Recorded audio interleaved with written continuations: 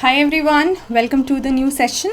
Let's continue with the second video in the series of environment and ecology. I hope you have done the previous one because we have talked about the important concepts there. So in case you have not done, it would be difficult for you to go ahead because we are doing right from the beginning. Those of you who are new to the channel, please do like, comment, share and subscribe, and let's continue with the next topic, the second one in the series, wherein we will talk about the components of an ecosystem. Now, what is an ecosystem? What is environment? What do you mean by ecology? What is habitat? And the relationship between all of them is what we have covered in the previous video. Also, the geography series is running side by side. You guys can check that. Let's see here. When you hear the term, let's say ecosystem, or for that matter here, environment would also do, because the components are going to be the same for them, right? So let's see the first set of components. If we broadly classify them, they are going to be into two parts, abiotic and biotic, and then we will discuss all of them in detail. So for this particular video, I have chosen abiotic components to be discussed in detail here. Now here also you can divide it into several categories. For example, we can talk about certain physical factors, like you can talk about sunlight, you can talk about temperature, you can talk about atmosphere, etc. Then we will have certain other materials within this, and within which you will again have the organic and the inorganic substances. So all of that we will see right now in detail.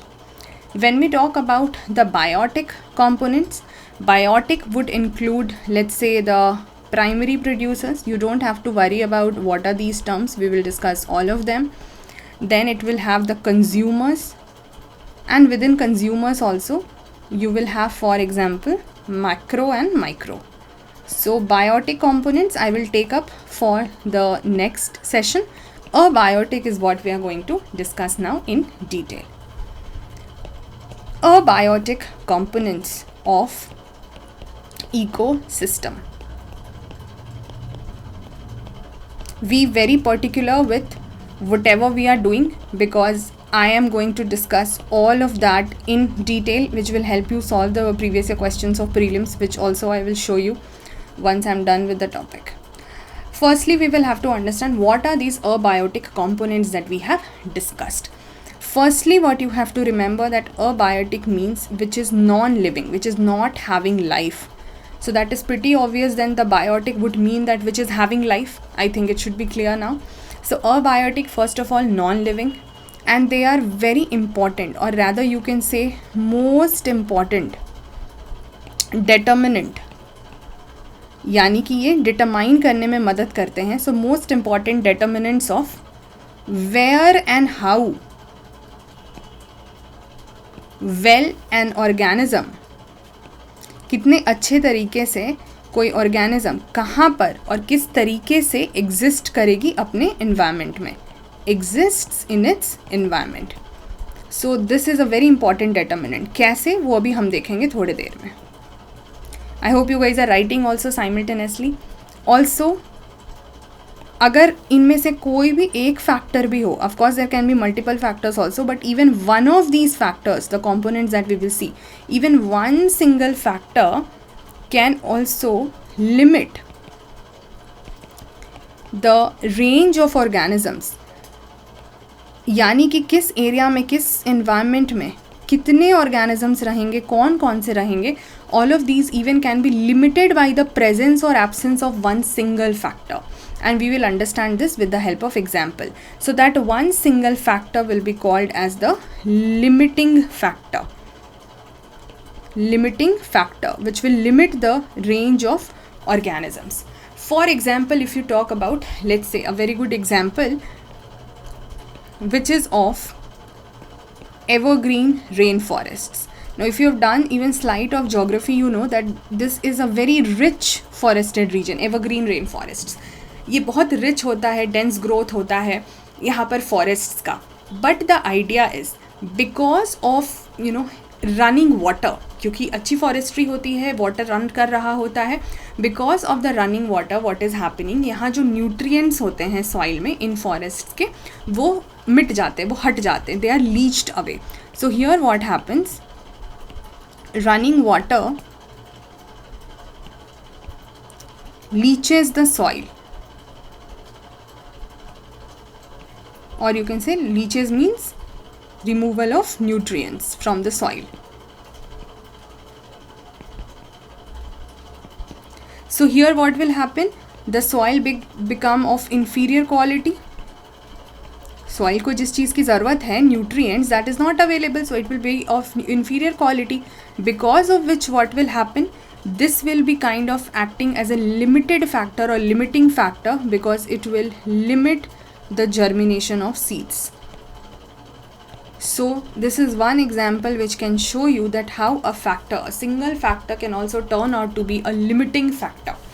Now let's discuss the abiotic factors in detail. For example, I have told you physical factors and other organic and inorganic factors. So first we will discuss the physical factors में ही काफ़ी सारी चीज़ें हमें करनी है. So forget about the broader heading and let's see the major headings. For example, first one would be your energy. If you talk about energy, so we know that the energy that comes to us is from the sun, that is the primary source of energy from us. अब sun से जो energy आती है, in the case of plants, it is used directly and they use it for the process of photosynthesis.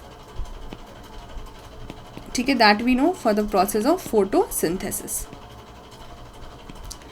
अगर हम बात करें इस सन से जो एनर्जी आती है, एनिमल्स क्या हो सकते हैं, animals will not be able to use it directly. So animals can't use the solar energy directly, we know this, तभी तो हम प्लांट्स पे डिपेंडेंट होते हैं. And therefore obtain the energy indirectly, obtain the energy indirectly by eating plants or animals or both. जो plants को खाते हैं उनको herbivores बोलते हैं. Here animals of course will not only means humans, I hope you understand, in general animals we are talking. And जो animals को खाएंगे उनको carnivores बोलेंगे, both will be omnivores. We will do all of these type of animals also, you don't have to worry. So plants can use the solar energy directly, animals cannot use it directly. So definitely energy is a major factor. The energy coming from the sun becomes to be a major factor in determining what will be the location of organism or what will be the distribution of organism in the environment. Therefore we say this to be a very important factor or abiotic factor. Next is about your light. So sun से सिर्फ energy नहीं मिलती है, light भी है. अब light का यहाँ पे basically क्या concept है कि लाइट की जो आपकी जैसे स्पेक्ट्रम होती है, उसमें भी उसकी जो क्वालिटी होगी सोलर रेडिएशन की, now that actually depends you know, उसके वजह से क्या होता है, different organisms, for them some of them it is very harmful. For example if you talk about the UV component, ultraviolet की जो बात करते हैं, UV component of the spectrum of light is harmful to many organisms. Now because it is harmful to many organisms, what happens is कि light also becomes a limiting factor in determining that where will be the organisms living and where not. ठीक है, so in that distribution this also becomes a major important factor or abiotic factor. So that spectral quality और spectrum में कौन सा radiation है, किस तरह का रेडिएशन है, ठीक है, उस पर डिपेंड करता है. Next is about your rainfall.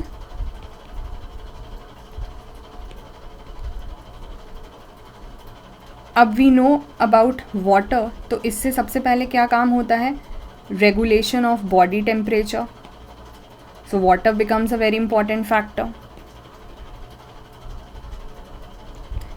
Then अगर aqueous medium है, मतलब जहाँ पर पानी है, so यहाँ पर many of the biochemical reactions also can take place because of water being a component. And of course aquatic medium में या aquatic habitat में we see many of the organisms living. So that is a very important determinant of whether the organisms will be living or not. Then we have a major factor abiotic which is temperature. अब temperature में क्या है, यहाँ पर भी जो survival of organisms हैं वो इन्फ्लुएंस होते हैं, बिकॉज सारे ऑर्गेनिजम्स के not bear the extreme temperatures, extreme cold or hot, whatever it is. So organisms can tolerate only a certain range of temperature, because organisms can tolerate only a certain range of temperature.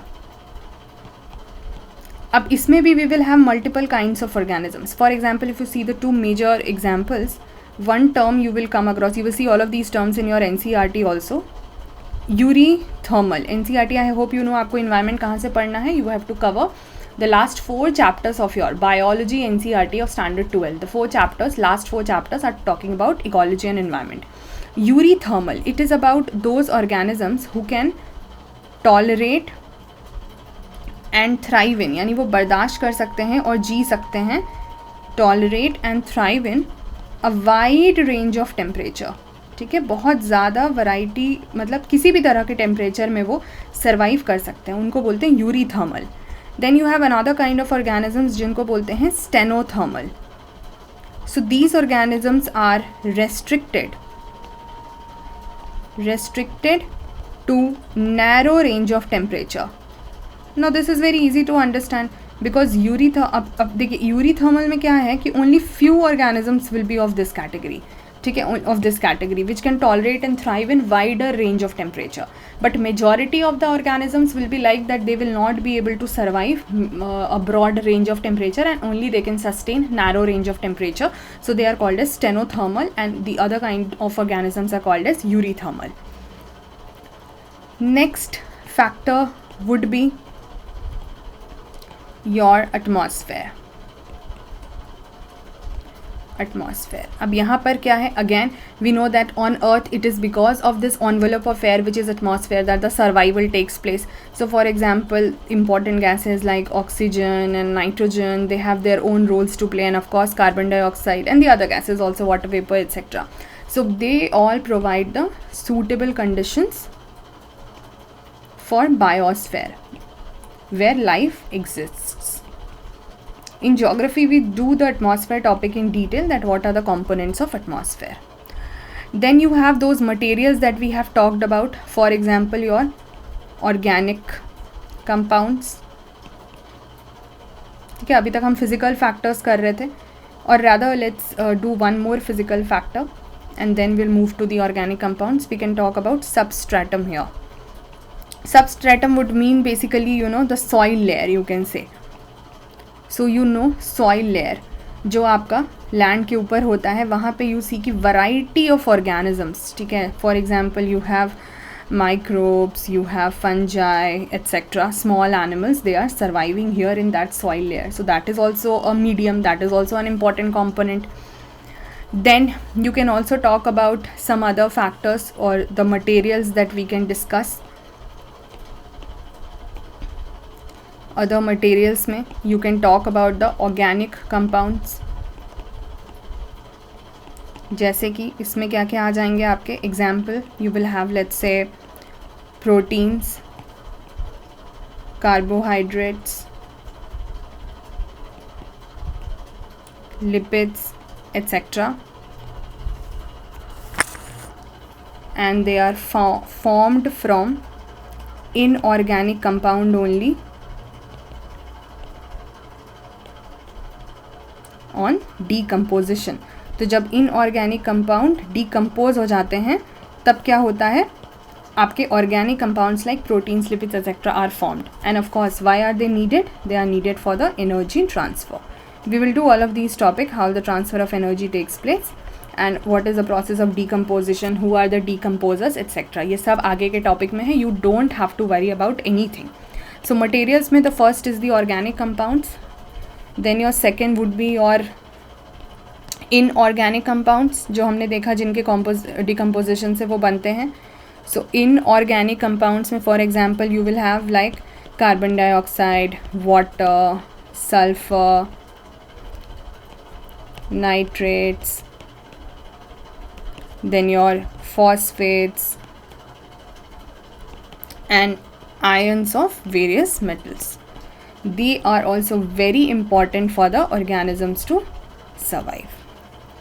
Then you have some other factors also, some other factors या components.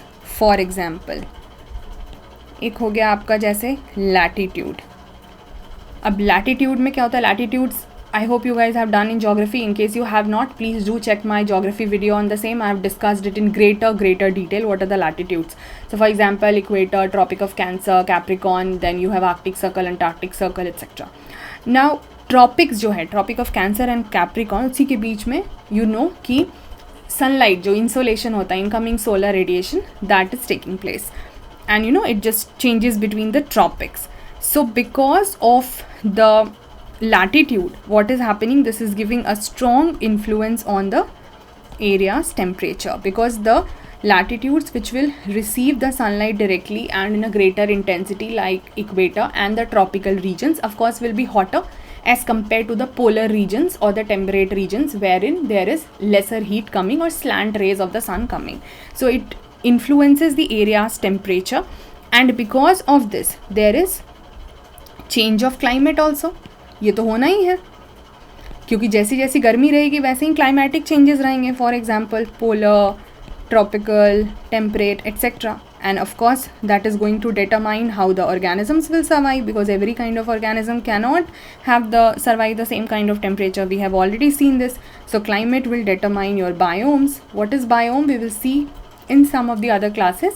For the timing you can just understand that you know actually terrestrial ecosystem उसी को हम biome तरह समझते हैं, तो आप समझ सकते हो कि जहाँ organism सब साथ में रह रहे हैं, ठीक है. So that is going to be determined by the climate.